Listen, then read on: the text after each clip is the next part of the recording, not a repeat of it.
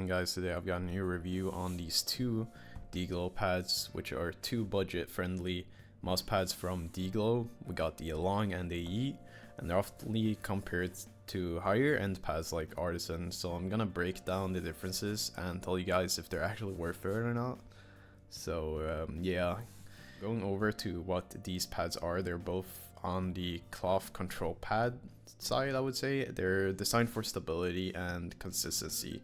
So if you're looking for a control pad and not a mud pad, and very, you know, in between the speed side, this is definitely something that you should consider. They use a very dense fabric with a soft base, so they're focused more on control rather than speed. Both of these pads are on the XL size, which is around 490 by 420 millimeters, and they're around both 4 millimeters thick. I believe this one is 3.8, and I would quickly want to show you guys the stitched edges, which is really clean, if you guys can tell. So they're not gonna damage your skin over time if you're using the edges with your arm without an arm sleeve, which is really nice because I have had that issue in the past and it's quite annoying. So going over to the pads, which is this purple one called Long.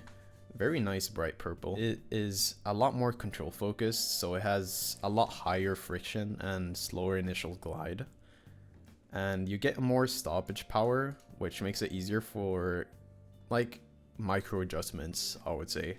And it has a very high friction surface and a low starting speed. And going over to the Yi, feels very similar overall, but it is a lot more balanced in my opinion. It has more control, but it feels a bit smoother and easier to move on.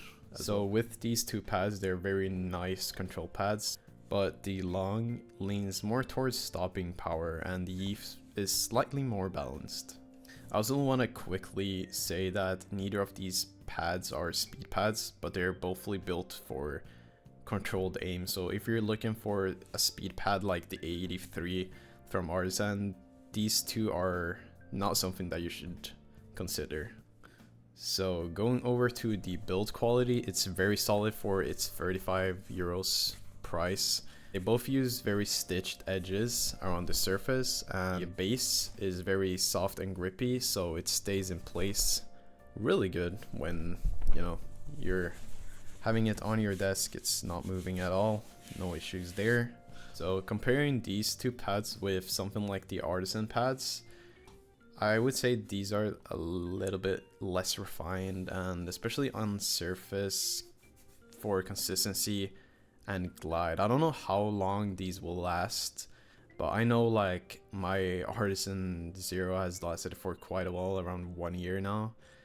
And yeah, but for the price, they're actually surprisingly good and very close in terms of overall control. So as well as these feel a lot more budget friendly alternatives for people who want that control style experience. So a quick summary on what pad you should get of these two.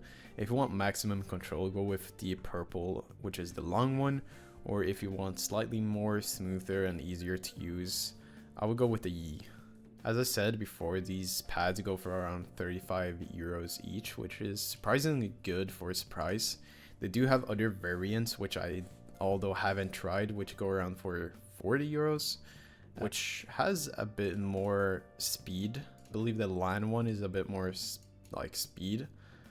And yeah, that sums up for the video. And if you guys found this helpful, make sure to like and subscribe, because I'm trying to reach 500 subscribers, which is insane. And there will be more reviews similar to all these budget friendly Artisan pads in the near future.